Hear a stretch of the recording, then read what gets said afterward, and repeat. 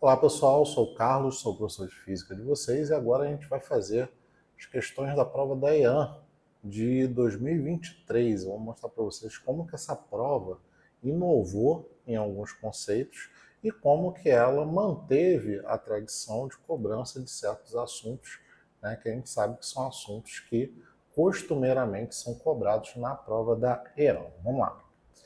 Questão 31, ele fala o seguinte, a prova azul, né, que a gente está usando para se guiar aqui, questão 31, ele diz o seguinte, examine o circuito elétrico abaixo, né, tá aí o circuito, é um circuito que tem dois resistores, né, R1 e R2, e duas chaves S1 e S2, e além de uma fonte de DDP, ou seja, isso aqui é uma bateria, tá? Por mais que esse símbolo possa confundir, né, às vezes a gente usa uma bolinha com um V para se referir a um voltímetro, né? Nesse contexto aqui, dá para a gente entender que isso daqui não é um voltímetro, isso aqui se trata de uma bateria, uma fonte que fornece voltagem para esse circuito. Aí ele quer que a gente preencha aqui algumas lacunas, né, com algumas afirmações que ele faz. Primeira afirmação, se a chave S1 estiver fechada e S2 estiver aberta, os resistores R1 e R2 estarão com. Bom, eu vou mostrar aqui a chave S1 fechada, desenhei aqui, né, o fechamento dessa chave, e a chave S2 vai estar aberta. Aberta é exatamente a posição que já está mostrada na figura. É importante que você entenda que quando a chave está fechada, a corrente elétrica, a eletricidade, consegue fluir por ela normalmente. Quando a chave está aberta, a eletricidade não passa por ela, como se fosse um buraco no circuito, impede a eletricidade de passar, e, portanto, todo esse ramo do circuito que está à direita, esse ramo ele vai estar desligado, ele vai estar desconectado do circuito, justamente porque a eletricidade precisa circular para que um certo pedaço do circuito esteja ligado ao circuito. Como S2 está aberto, o efeito prático de manter S2 aberto é o desligamento desse pedaço do circuito e, por consequência, o desligamento de R2. Então, nessa situação, o R2 em particular, ele está desligado. E a gente também pode dizer, né, que ele está desconectado do restante do circuito, inclusive de R1. Portanto, aqui, a melhor maneira de você preencher essa lacuna é você dizer que R1 e R2 estão desconectados. Vamos passar para a próxima afirmação. Se a chave S1 estiver aberta e S2 estiver fechada, os resistores R1 e R2 estarão... Bom, aqui está a situação, S2 está fechada e S1 está aberta. E aí o argumento é muito parecido com aquele que eu acabei de mostrar agora há pouco. Se S1 está aberta, não flui eletricidade por aqui, e se não flui eletricidade por aqui, é como se esse pedaço do circuito não existisse, ele não serve para nada. Então a gente considera só o circuito como essa malha externa. A gente desconsidera essa ponte que S1 faz no meio, porque S1 está aberto.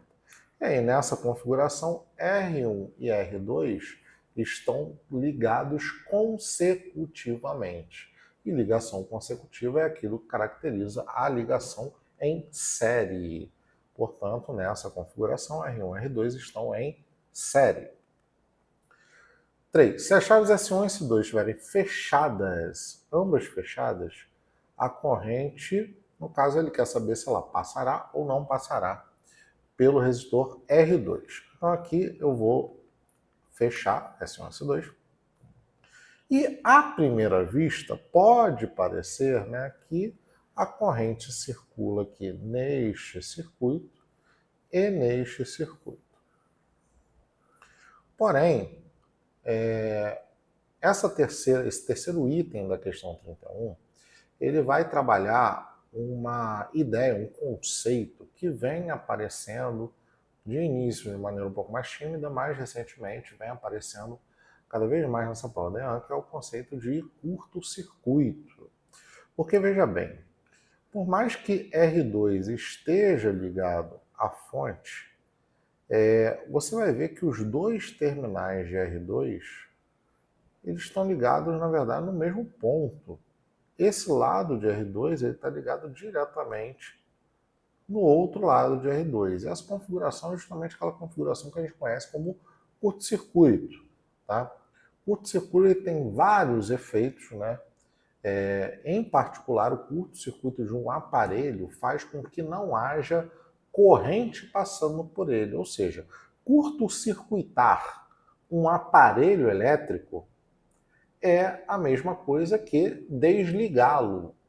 Tá? Claro que isso, teoricamente, na prática tem algumas diferenças, mas aqui, nesse nível de cobrança aqui da questão, o que ele quer que você entenda é que o R2 está curto-circuitado e, por isso, não passa corrente por ele.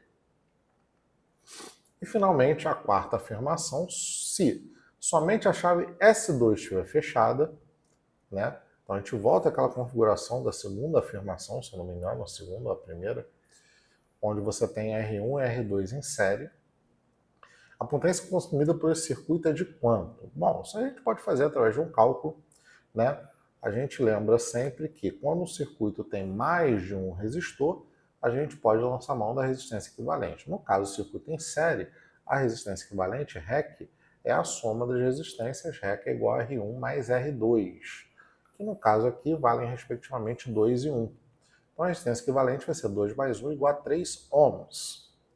Bom, sabendo quanto vale a resistência equivalente, eu posso usar uma das fórmulas da potência. No caso, a fórmula mais direta, né, aquela que a gente vai conseguir, nesse caso aqui, chegar à resposta mais rapidamente, é P igual a V ao quadrado sobre R. No caso, V é o V da fonte, e o R aqui nesse contexto é o REC, a resistência equivalente do circuito. Eu vou ter, portanto, 15 ao quadrado, que é a voltagem da fonte, dividido por 3, que é a minha resistência equivalente. Bom, 15 ao quadrado dividido por 3 dá 75 watts. Então, a potência consumida por esse circuito é de 70. A potência consumida por esse circuito é de 75 watts. E aí basta a gente catar qual das alternativas, né, reúne todas aquelas respostas que a gente construiu ao longo da questão.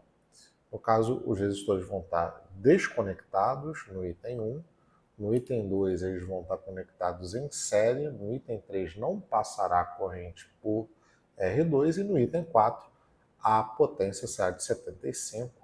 A alternativa que reúne tudo isso é a letra C.